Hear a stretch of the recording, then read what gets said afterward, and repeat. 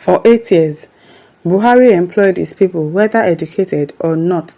Edwin Clark, and now to the news in full. Elder statesman and Ijaw leader Edwin Clark has strongly criticized the increasing nepotism in Nigeria's political system, accusing both past and present administration of encouraging inequality and worsening ethnic divisions. According to The Guardian, it was reported that during a Christmas service held at his Abuja residence, Clark expressed disappointment in former President Muhammadu Buhari and current President Bola Tinubu for failing to promote inclusive governance. Clark alleged that Buhari's administration prioritized appointments based on ethnicity rather than merit, marginalizing qualified individuals from other regions. He further lamented that Tinubu's leadership has continued on a similar path, fostering favoritism and exclusion. That one, nepotism is everywhere in this country, even not with politicians. It is because politicians are doing it. That's why we say, oh, nepotism is being practiced. It's practiced everywhere in the country. Speaking with conviction, Clark stressed that Nigeria belongs to all its citizens and must not be controlled or dominated by any single group or region. He said, for 8 years, Buhari employed his people, whether educated or not. Under Tinubu, the situation hasn't changed. Nobody is superior to others. This country belongs to every Nigerian. Abi? You now want to put all your family members in position of power because you are there. Your son too should be there. Your wife should be there. Your daughter should be there. What about other people that are more qualified to do the job? Elder statesman Edwin Clark argued that nepotism poses a significant threat to Nigerian unity, warning that it undermines the nation's political and economic stability.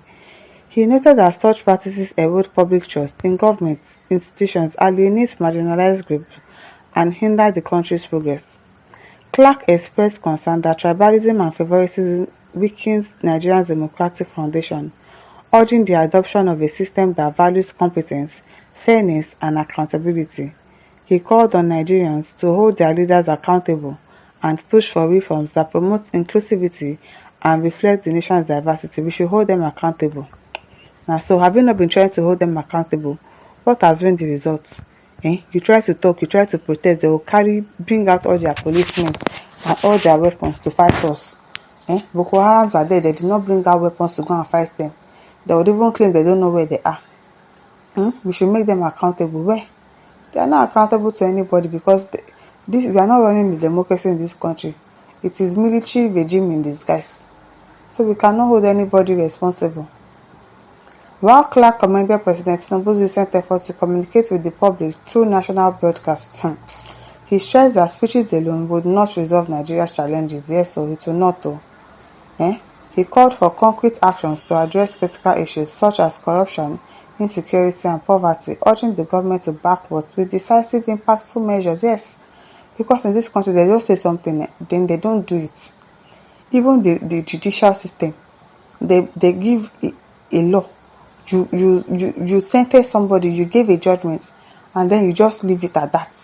You don't follow through. You don't make sure that they really follow your judgment to the letter. That is why somebody will be telling the court that they are wasting their time. They give a judgment to you, you say no, you are not going to do it. Are they not supposed to enforce? Are they not supposed to follow through to make sure that that person obeys the law, obeys the judgment? It is really well. Tunde Bello says, while I will not justify this statement, to me, he has a good point. Let us move away from nepotism. But our father who has enjoyed so much under the military and civilian, let us ask Per Clark, what happened during Jonathan era? A major tribe like Yoruba was not occupying any high rank. They occupied 24th position, post of chief of staff. Later, after several complaints, the Ijaws and other tribes became dominant. I don't understand though. John Chimeze says, Oga must you talk, since we cannot manage our turn well, allow those who can manage theirs well to continue. Southeast and South cannot agree in one thing without making it public discussions. It takes two to tango, or any house that is divided against itself cannot stand. Oga, go and do some political homework with your esteemed brothers. Charity begins at home. Lawan Umar says, sir, this is just like a kettle calling pot black. The government of your allegedly son was also accused of the same thing. Nepotism. aiding the spread of insurgency due to his nonchalant attitude. Oh, your own son too is doing that. This causing 2015 electoral defeat. Sir, don't you think you are saying all this because you are now out of favor? God bless Nigeria. God really bless Nigeria. Because nepotism is everywhere. Imagine that you have a brother that works somewhere now, and then you, the sister, you also like are working in the same line. You think your brother will not bring you in? Is that not nepotism? It's nepotism.